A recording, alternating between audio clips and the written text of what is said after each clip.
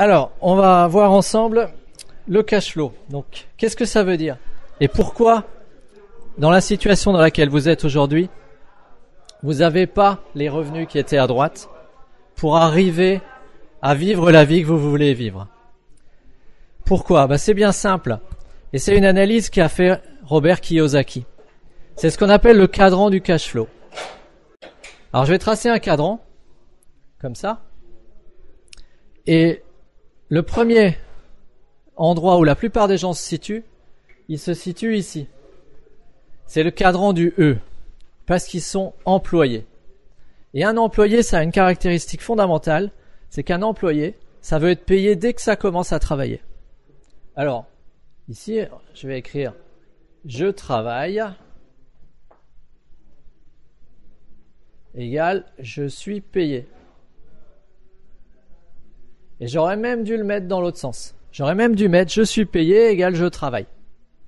La plupart des gens veulent être payés dès qu'ils commencent à travailler. Et il n'y a pas de problème là-dessus. Mais c'est une situation d'employé. C'est aussi une mentalité d'employé. Et moi, je connais très très bien cette partie-là parce que j'y suis encore. Par contre, je connais aussi la direction dans laquelle les gens partent la plupart du temps quand on leur dit « Mais tu sais, ici, tu touches 100% de ce que tu fais.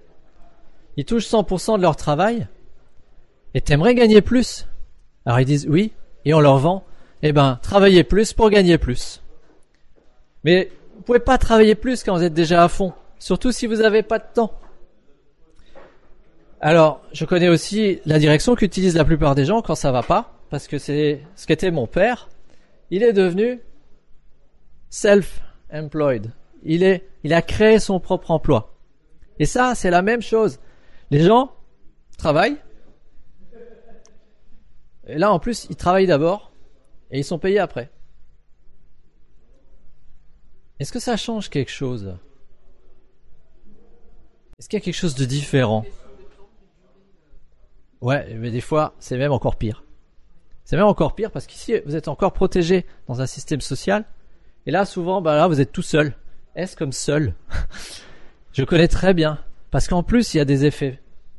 Quand vous êtes là, quand vous êtes enfant de quelqu'un qui est employé, à 17 ans, quand j'étais étudiant, je me suis retrouvé viré de la sécu. Je paye ma sécu depuis que j'ai 17 ans. Alors que quand votre parent est employé, on vous paye votre sécu jusqu'à 21 ans. Il y a des tas de choses comme ça qui font que, là, ici, finalement, vous êtes le même. Là, vous travaillez pour un patron et là, vous travaillez pour des clients. Et alors, il se dit, ouais, mais là, il y a un problème. Le problème, c'est que je vais prendre des salariés. Ça marche, les salariés. C'est un moyen d'avoir du levier. Parce qu'ici, le problème, c'est que vous n'avez pas de levier. Là, il n'y a pas de levier. On est toujours dans « je travaille et j'ai 100% de ce que je fais moi ». Mais j'arrive pas à démultiplier.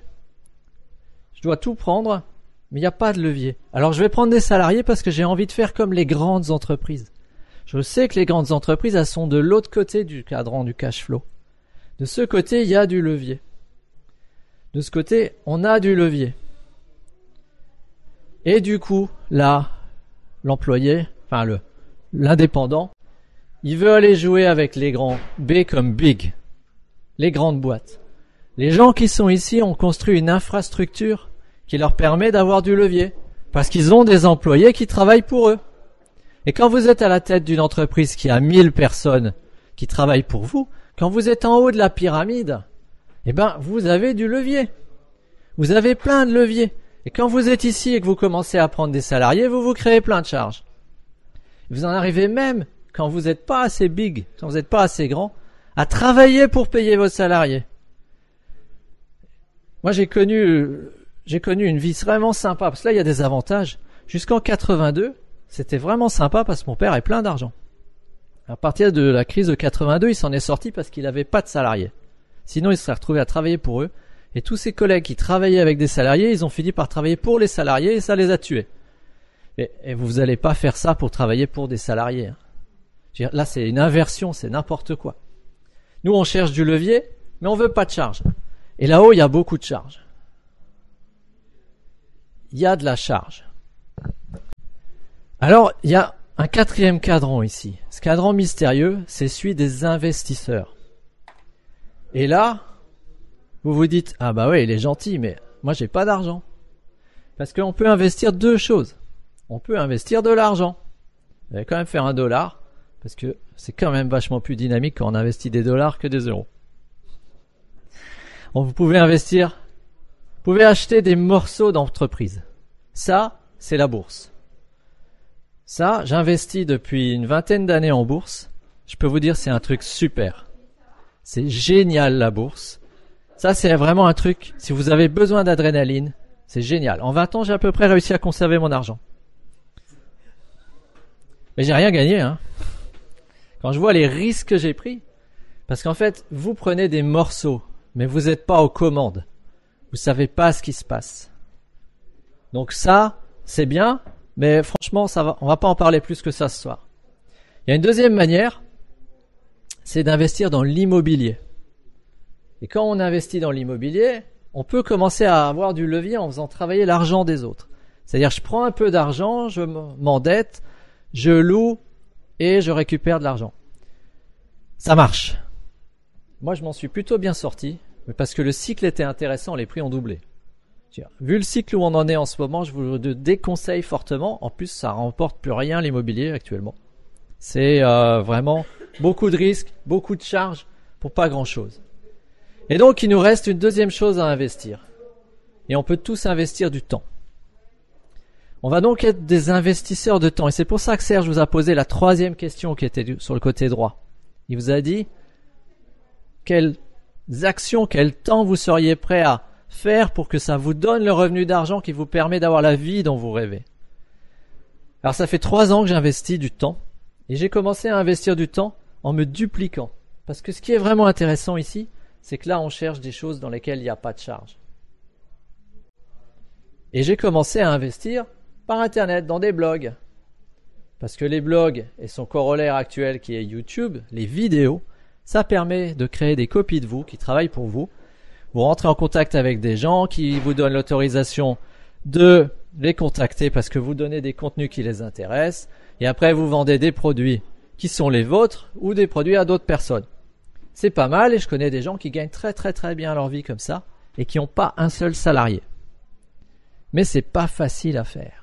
C'est un changement qui est vraiment difficile à faire. Et nous, ce qui nous intéresse, c'est de trouver quelque chose qui est peut-être moins spectaculaire que ça, mais où le taux de réussite est plus grand. Parce qu'en fait, ce qu'on veut, c'est arriver à faire cette transition. Là, je peux vous dire que vous travaillez comme un chien au début. Parce qu'il y a une grande caractéristique et je vais l'écrire après. Pour pas l'oublier, je vais la mettre ici. Et on va mettre notre équation là.